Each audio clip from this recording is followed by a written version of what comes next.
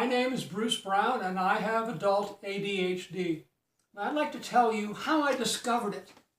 Because it was really just recently that I found out, I suspected and then got confirmed that indeed I do have adult ADHD. So here's the deal. I just turned 70 last month, and it was about 6 weeks before that, before I turned 70, that I was actually doing some research. I'm a tech writer, and I was doing some research for an article I was writing, and I read some stuff that, oh wait, I wonder, maybe it had never occurred to me before that maybe I might have ADHD. I'd heard of ADHD, and my conceptions of it, it turns out, were way off, right? So I went online and read some stuff, and then I looked for some self-tests.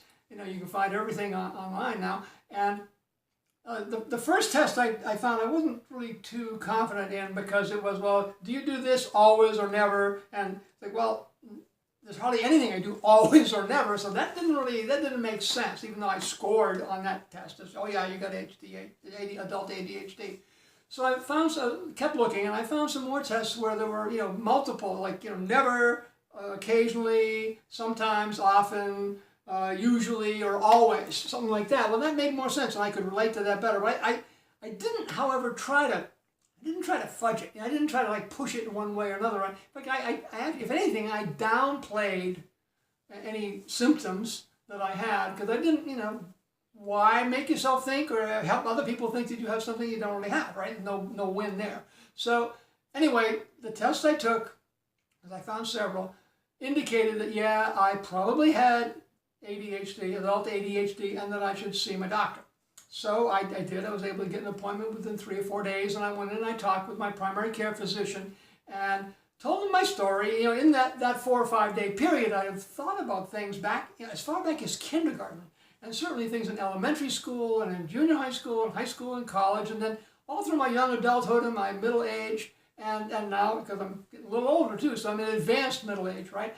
And I was beginning to get some clarity and understanding why some things, why I had done some things. Not that the ADHD was entirely, the guiding force, if you will, but that, okay, yeah, that's a tendency. That's kind of things that people who have ADHD tend to do. Oh, okay, well, I did that. I guess I did that a lot.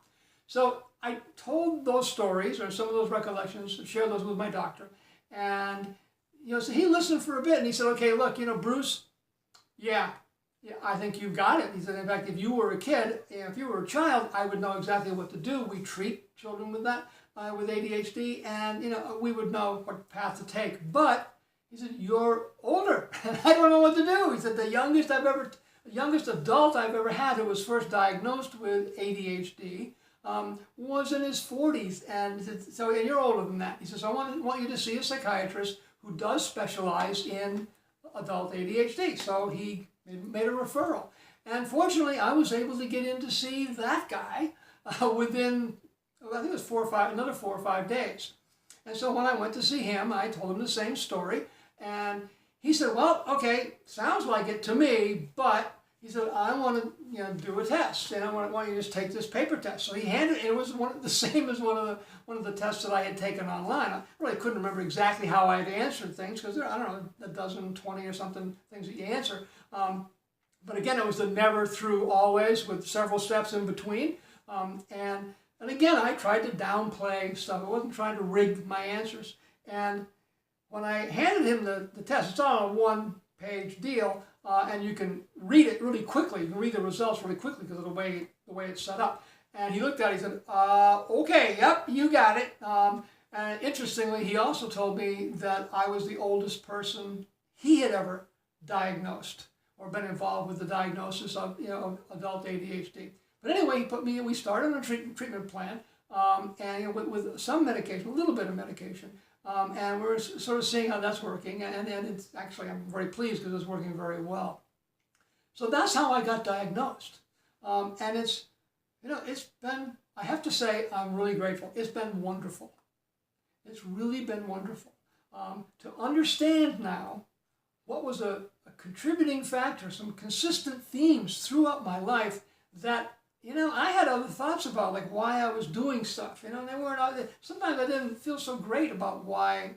There were some ways that I behaved, or some ways that I spoke, or just several things that I could or couldn't do that I thought, okay, that's just me and that's no good, or that's not great, or whatever. So I've learned a lot about myself. I mean, the medication is helping, yeah, but even before I started on the medication, just some clarity I got about, okay, who Bruce Brown maybe, who I really was. And I don't want to, obviously I can't go back and change everything or anything, and I wouldn't want to, because I'm very grateful for my life as it is right now. But going forward, I've got some projects I want to do that I had kind of actually been putting off for years, and in one case, decades and decades, because I thought I could just never do it. And it was something that's related to ADHD. I'll talk about that in another video, because I don't want to get too far into that now. But so it's been a learning process and a personal growth process. And again, I am just very grateful that that this all worked. And for me, it worked. The wondering to the full diagnosis came relatively quickly. I know for some people, and particularly in some countries, it can take a long time to get an official diagnosis, and it just worked out for me. I was fortunate that way as well. So again, I'm Bruce Brown. I have adult ADHD. I am coping with it. I'm actually looking forward to thriving with it. But I'm still learning about it and still want to understand it. And if you'd like to see those tests that I took online, I'd be happy to send you the links. If you're on my Being Bruce Brown blog, then there's somewhere on the page there's a link or something where you can click in and get for the download. Otherwise, go to adultadhdunplugged.com. I decided to grab that URL just so it'd be easy to remember it, really.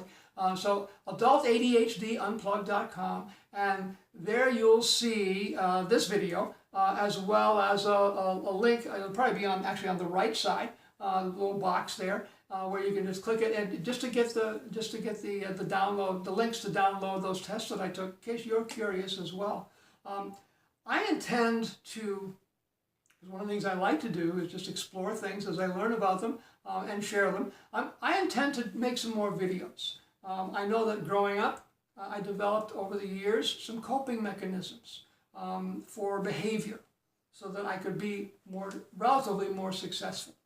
Even though I had what I thought was some pretty major shortcomings that turned out to be maybe ADHD related. There are also some ways that I compensated for not getting the stimulation that my brain should have been getting if I hadn't had ADHD, because it's a neurological thing, has to do with stimulation in the central or the frontal cortex and whatever. But so I've learned some stuff about that. I'm taking notes, and I'm going to do some more videos about it. And as I put together more information about ways that I've learned to work with it, and then with ADHD, and then now I'm not really without it, but able to work with it and compensate with it and get a little help from the medication. How I'm now able to behave differently in work and relationships, and kind of even just what I think, my own self-talk. How I think about myself and the world and other people and my potential and all that good stuff. So if you're interested, click on the link. If not, that's fine too. I just appreciate the opportunity to share part of my story with you. Thanks much again, and I'm Bruce Brown, and yeah, I have adult ADHD.